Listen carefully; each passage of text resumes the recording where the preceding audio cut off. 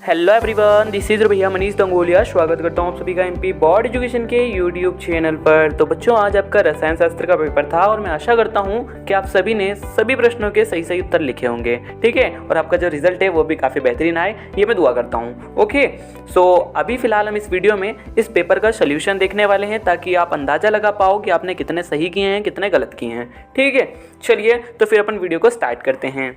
तो हमारे सामने सही विकल्प आ चुके हैं। पहला प्रश्न पूछा गया है, निम्न में से कौन सा अणु संख्य गुणधर्म नहीं है? तो भाई साहब, वाष्पदाब भी है, परासरण दाब भी है, हिमांक अवकलन भी है, श्यानता नहीं है। ठीक है।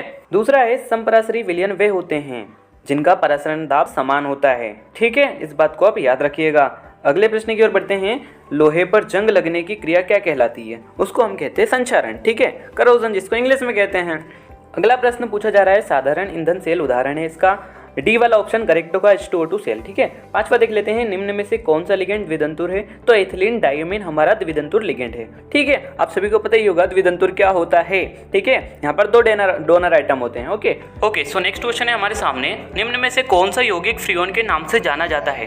तो यार, उस यौगिक का नाम है डाइक्लोरो डाइफ्लोरोमीथेन। ठीक है, अब यार ये क्या क्या बोल दिया, समझ में नहीं आ रहा होगा ना। ठीक है, आप सी वाला ऑप्शन देखिए, CCl2F2, ये करेक्ट है। ठीक है, अगला प्रश्न देख लेते हैं। और अगर बैकग्राउंड नॉइस आ रहा है तो इसके लिए मैं क्षमा चाहूंगा। पहला प्रश्न है हमारे पास, रिक्त स्थान में 1 लीटर विलयन में उपस्थित विलय के मोलों की संख्या क्या कहलाती है? भाई साहब, उसे हम मोलरता कहते हैं, पढ़ा होगा यार सभी ने। तो रिक्त स्थान में हमारे पास दूसरा प्रश्न है, विद्युत अपघटनी शेल के एनोड पर कौन सा आवेश होता है? तो विद्युत अपघटनी शेल के एनोड पर ऋणात्मक आवेश होता है। ठीक है, अब आप सोच रहे हैं यार हमने तो धनात्मक पढ़ा था, तो धनात्मक जो होता है ना वो विद्युत अपघटनी सेल में नहीं होता, वो डेनियल सेल में होता है। ठीक है, तो माइंड का थोड़ा सा कंफ्यूजन दूर रखना। तीसरा प्रश्न देखेंगे, 1 फेराडे कूलाम के बराबर होता है। कितने कूलाम? 96,500। ओके। चौथा है हमारे सामने, अमोनिया अणु दंतुर लिगेंड है। तो यहाँ पर वो पूछ रहे हैं एक दंतुर है द्विदंतुर है? सीधे बता दो, एक दंतुर। ओके। हीमोग्लोबिन आयरन का कौन सा यौगिक है भाई साहब? संकुल यौगिक है। ठीक है, छठे प्रश्न की ओर आते हैं, क्लोरोफॉर्म को हवा में खुला रखने पर बनने वाले यौगिक का सूत्र। अब यार यौगिक कौन सा बनता है वो आपको पता होगा। कौन सा बनता है? फोस्जीन। और फोस्जीन का जो फॉर्मूला है वो होता है COCl2। ओके, सो आगे की ओर बढ़ते हैं। SN1 रिएक्शन का क्वेश्चन आ चुका है। SN1 अभिक्रिया कितने पदों में होती है? तो आप सभी को पता होगा यार, 2 पदों में होती है। एक बार तो यहाँ पर कार्बोकेटायन का निर्माण होता है, फिर यहाँ पर OH से इसके ऊपर प्रहार होता है। ठीक है, तो अगला जो प्रश्न है वो हमारे पास सही जोड़ी के रूप में आ चुका है। तो पहला यहाँ पर पूछा जा रहा है ठोस विलयन। तो ठोस विलयन कौन सा है भाई साहब? पीतल। पीतल क्या है? एक मिश्र धातु है जो कि 2 मेटल से मिलकर बनता है। ओके, इसलिए हमने इसको ठोस विलयन कह रखा है। आगे देखेंगे राउल्ट का नियम। राउल्ट का नियम किसके लिए होता है? एक आदर्श विलयन के लिए। ठीक है, तो इसका भी आप आदर्श विलयन लगा दीजिएगा। तीसरा देखेंगे हम धात्विक चालक। धात्विक चालक कौन सा है? चांदी है ना, सबसे बढ़िया सुचालक कहा जाता है उसे। ठीक है, फिर देखेंगे चौथा, एक दंतुर।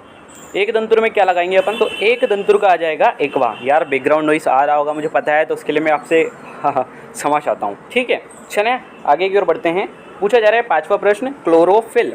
तो यार क्लोरोफिल का क्या आएगा? सीधे आप लगा दीजिएगा मैग्नीशियम, क्योंकि इसका जो आपने फॉर्मूला जो देखा होगा उसमें लास्ट में Mg पाया जाता है। ठीक है, अगला है विलियमसन संश्लेषण। तो विलियमसन संश्लेषण कौन सी रिएक्शन है भाई साहब? किसकी रिएक्शन है? वो है ईथर की, तो आप इसका ईथर लगाएंगे।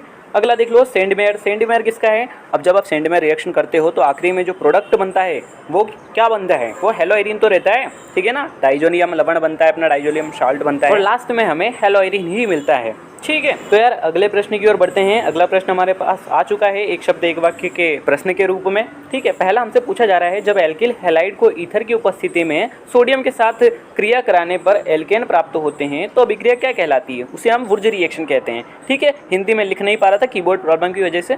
ठीक है, तो मैंने यहाँ पर इंग्लिश में वुर्ज रिएक्शन लिख दिया है। अब आप इसी को हिंदी में लिख सकते हैं वुर्ज अभिक्रिया। ओके, दूसरा देखेंगे, मीथेन का ट्राई हैलोजन व्युत्पन्न कहलाते हैं। तो देखो यार, जिस भी बंदे का ये पेपर है उन्होंने क्लोरोफॉर्म लिखा है।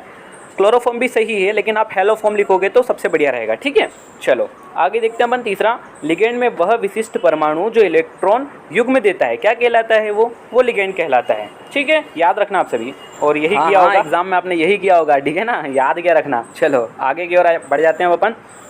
केंद्रीय धातु परमाणु, चौथा प्रश्न है भाई साहब, है ना। केंद्रीय धातु परमाणु और लिगेंड के मध्य कौन सा बंध होता है? तो वो होता है उपसहसंयोजी।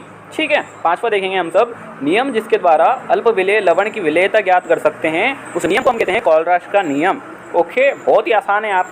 ठीक है। चलो छठा देखो, द्रव स्थैतिक दाब जो अर्ध पारगम्य झिल्ली से विलायक का प्रवाह रोकता है, कौन सा दाब है? वो परासरण दाब, ठीक है ना। बहुत आसानी से समझ गए होंगे, आप पहले भी पढ़ रखा होगा। तो भैया आखिरी प्रश्न 7वां वाला भी देख लो यार। प्रति लीटर विलयन में विलेय के ग्राम तुल्यांक की संख्या कहलाती है, क्या कहलाती है? देखो मोल तुल्यांक आया था तब हमने मोलरता लगाया था, अब यहाँ पर मोल तुल्यांक नहीं है, ध्यान रखना, ग्राम तुल्यांक है।